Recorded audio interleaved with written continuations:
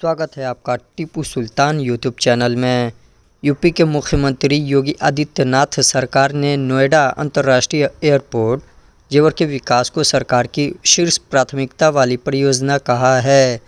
मुख्यमंत्री योगी सोमवार को जेवर एयरपोर्ट के लिए चयनित विकासकर्ता ज्यूरिख एयरपोर्ट इंटरनेशनल एजी द्वारा गठित Yamuna international airport private limited और नोएडा इंटरनेशनल एयरपोर्ट लिमिटेड के बीच स्टेट सपोर्ट एग्रीमेंट के हस्ताक्षरित होने के मौके पर परियोजनाओं की प्रगति की समीक्षा कर रहे थे।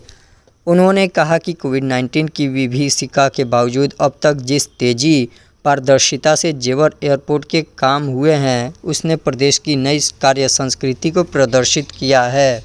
इस एयरपोर्ट में हवाई पट्टियों की संख्या 2 से बढ़ाकर 6 करने का निर्णय लिया गया है।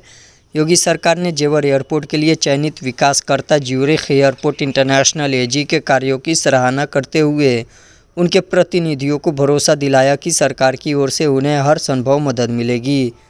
मुख्यमंत्री योगी आदित्यनाथ सरकार ने कहा कि करीब 3 वर्ष से लंबित इस प्रकरण के संबंध में मार्च 2017 में ही हमने तय किया कि देश प्रदेश के हित में यह परियोजना प्राथमिकता से पूरी की जाएगी। सीएम योगी आदित्यनाथ ने कहा कि 2017 में प्रदेश में सिर्फ 2 हवाई अड्डे लखनऊ और वाराणसी ही क्रियाशील थे। मात्र 3 वर्ष में गोरखपुर, हिडन, आगरा, प्रयागराज और अब बरेली सहित 5 अन्य एयरपोर्ट क्रियाशील हो गए हैं। यही नहीं, देश के सबसे बड़े प्रदेश में मात्र 2 इंटरनेशनल एयरपोर्ट थे, लेकिन कुशीनगर और अयोध्या के एयरपोर्ट के साथ बहुत जल्द यहाँ 5 अंतर्राष्ट्रीय एयरपोर्ट होंगे। सीएम योगी आदित्यनाथ ने यह भी कहा कि अच्छी कनेक्टिविटी हो तो विकास भी रफ्तार पकड़ता है। 21 एयरपोर्ट और 7 हवाई पट्टियों के क्रियाशील होने की प्रक्रिया चल रही है। यह प्रयास सिविल एविएशन के क्षेत्र में उत्तर प्रदेश की ऊंची उड़ान भरने वाले होंगे। मुख्यमंत्री योगी आदित्यनाथ सरकार ने कहा कि इन परिवारों से संवाद बनाया जाए, उनके बेहतर विस्थापन की व्यवस्था हो। उन्होंने कहा कि रनवे में आने वाले ग्राम रेही के मजरे, नगला, गणेशी की आबादी को सबसे पहले शिफ्ट किया जाए। यह कार्य प्रत्येक दशा में 6 मार्च 2021 तक पूरा कर लिया जाए। विस्थापित आबादी के भूखंड आवंटन की प्रक्रिया पूरी पारदर्शिता के साथ संपन्न कराई जाए। इसका लाइव प्रसारण भी किया जाना चाहिए। मुख्यमंत्री योगी आदित्यनाथ सरकार ने कहा कि विस्थापना के लिए अपर आयुक्त मेरठ मंडल की अध्यक्षता में समिति गठित की जाए। प्रत्यक्ष के रूप में सेवानिवृत्त आईएएस एवं सेवानिवृत्त न्यायाधीश को नामित किया जाना उचित होगा।